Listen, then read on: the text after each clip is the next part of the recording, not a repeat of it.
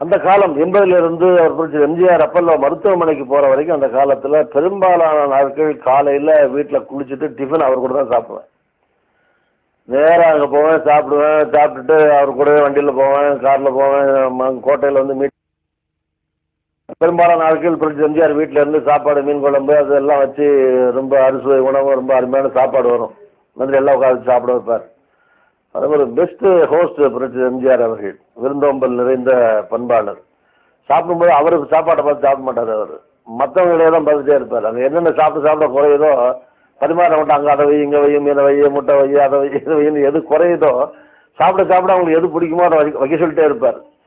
சாப்பிடாம இருந்தால் அது சொல்லார், என்ன இந்த வயசுல சாப்பிடாம எப்போ சாப்பிடுவோன்னு என்கரேஜ் பண்ணுவார். இப்படி அவருக்கு பிடிக்குதோ பிடிக்கலையோ மற்றவங்க சாப்பிடணுங்கிறதுக்காகவே எல்லாத்தையும் சாப்பிடுவார். ஐஸ்கிரீம் வரைக்கும். வெற்றி மீது வெற்றி வந்து என்னை சேரும், அதை வாங்கி தந்த பெருமை எல்லாம் உன்னை சேரும்.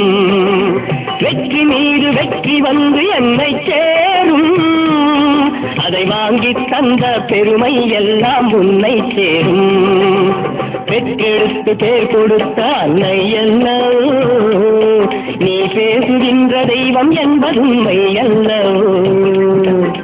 பெற்றெடுத்து பேர் கொடுத்த அன்னை அல்லவோ, நீ பேசுகின்ற தெய்வம் என்பது உண்மை அல்லவோ. வெற்றி மீது வெற்றி வந்து என்னை சேரும். வெளிநாட்டில இருந்து கையெழுத்து போட்டு அனுப்பி விட்டுட்டு இங்கே வந்து தமிழ்நாட்டிலேயே அதிகமான வாக்குகள் வாங்கி வெற்றி பெற்ற ஒரே தலைவர் அதிகமாக உலகத்திலேயே புரட்சி எம்ஜிஆர் மட்டும்தான் இருக்க முடியும்.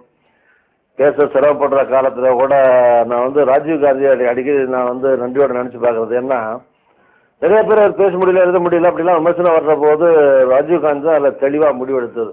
அது பேசினாலும் சரி, பேசாட்டினாலும் சரி, கையெழுத்து போட்டாலும் சரி, போடாட்டினாலும் சரி, அவர் உயிர் ஓடுறக்கு வரைக்கும் எம்ஜிஆர் தான் முதலமைச்சர்னு அவர் முதலமைச்சர் அவரை உதவி பண்ணார் ராஜீவ்காந்தி.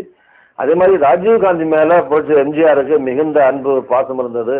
உடம்பை பார்த்துங்க, அடிக்கடி அலையாதீங்க, சுட்டு பண்ணதை குறைச்சிங்கலாம் ராஜீவ்காந்தி எழுதின ஒரு கடிதத்தை புரட்சி எம்ஜிஆர் தலைமாட்டில் அப்படியே ஃப்ரேம் பண்ணி தொங்க போட்டிருந்தார் ஆயுள் காலம்.